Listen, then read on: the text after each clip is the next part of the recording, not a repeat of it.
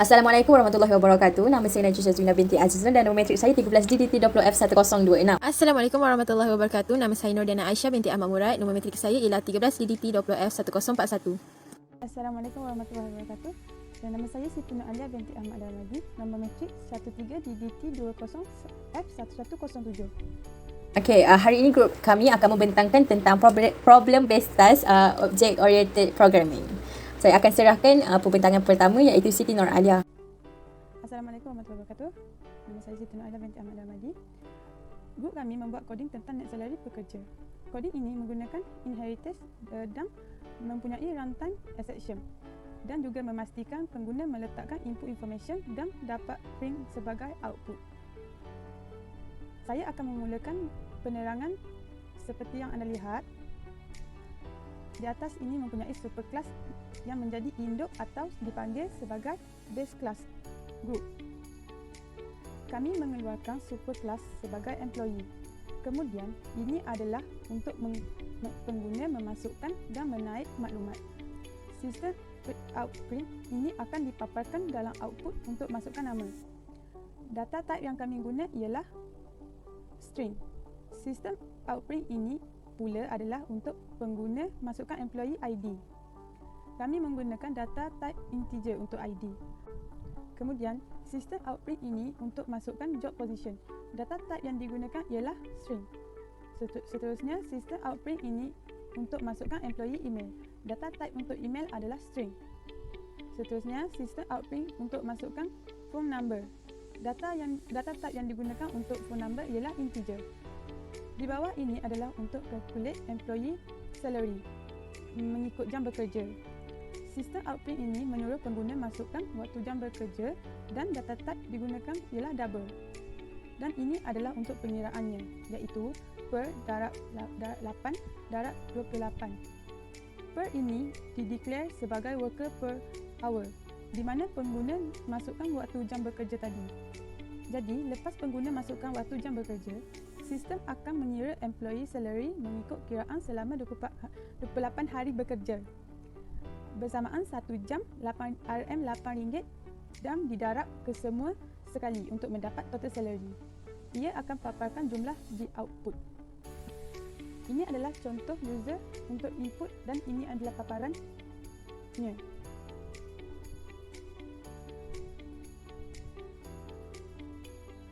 Yang pertama, enter employee name, Siti Nur Alia.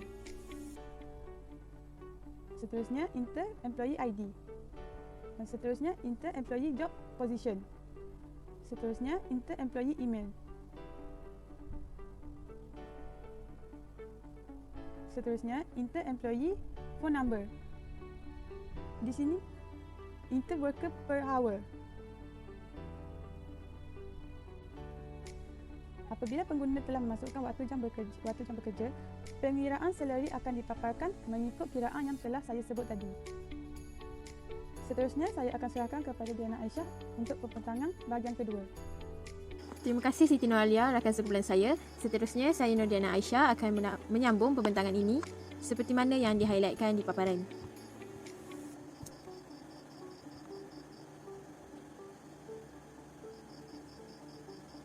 Bahagian ini mempunyai bahagian subclass, kelas baru yang diwarisi membentuk kelas sedia ada. Kelas ini juga dipanggil sebagai divide class. Subclass juga menggunakan extend keyword. Nama subclass iaitu salary deduction extend employee. Kami menggunakan public static double salary. Ini adalah untuk declare di dalam coding. Public static double digunakan sebagai global variable iaitu dapat digunakan di mana-mana kelas pun. Data type yang digunakan untuk unpaid leave dan yearly ialah double. Sistem outprint untuk menggunakan memasukkan total gaji tadi. Kemudian sistem outprint ini pula untuk pekerja memasukkan gaji setahun bersamaan gaji 12 bulan. Seperti yang anda lihat di bahagian ini mempunyai number format exception. Java number format exception biasanya berlaku apabila anda cuba melakukan dan meletakkan sesuatu seperti menukar string kepada nilai angka seperti integer, float dan double. Konsep exception mempunyai try dan catch. Ia akan memaparkan number format exception jika berlaku error. Bahagian number format exception dibaca di bahagian yang di-highlightkan sahaja. Ini adalah pengiraan KWSP. Sistem akan membuat kiraan mengikut formula yang telah ditetapkan. Ini pula untuk calculate per keso. Ini adalah untuk kiraan unpaid leave.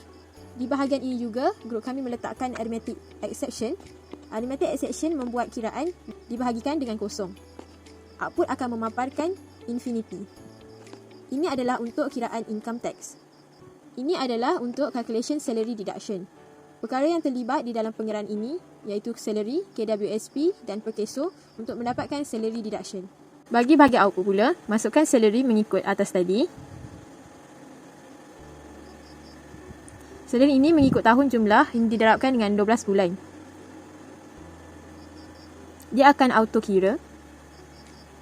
Total amount untuk KWSP deduction ialah RM221.76.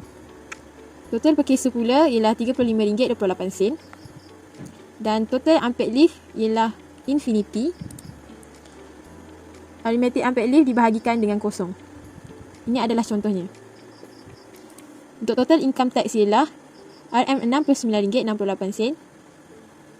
Total salary deduction ialah RM758.96.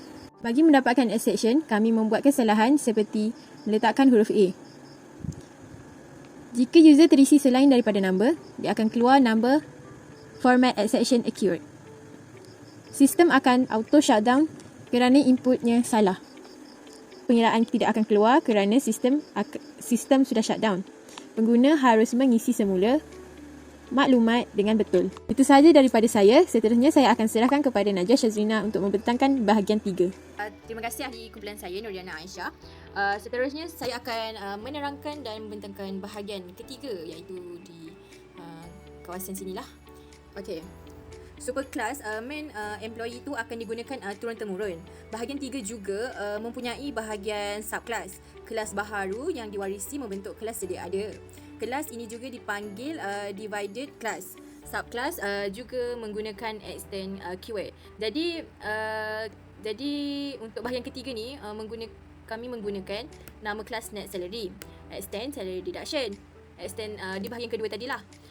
Jadi ia adalah kelas terakhir yang akan mewarisi kesemua data daripada kelas 1 dan 2. Sebab itu adalah public class. Di bahagian kelas net salary ni mempunyai bonus RM500 dan menggunakan data type integer. Manakala OT ialah RM10 dan menggunakan juga data type integer. Seterusnya allowance RM200 dan net salary menggunakan data type double. Jadi di bawah ini adalah untuk calculate kesemua yang telah dinyatakan tadi. Untuk calculate bonus ini mengikut tahun, dan ini adalah untuk calculate overtime payment, dan ini adalah outprint dia nanti sebab lagipun yang ni bonus, OT dan allowance ni dah ditetapkan. Kemudian ini adalah untuk calculate allowance yang iaitu allowance untuk makanan selama sebulan RM200. Seterusnya ini adalah untuk calculation net salary. Calculation net salary ini perkara yang terlibat adalah KWSP, per keso dan allowance RM200 tadi. Jadi ini adalah dia punya pengiraan lah. Kemudian untuk public static void main ini akan dipaparkan di output nanti, dan apabila kelas terakhir akan memanggil ke semua method pada kelas 1, 2, 3. Macam inilah. Jadi setiap nama di hadapan method ini perlu sama.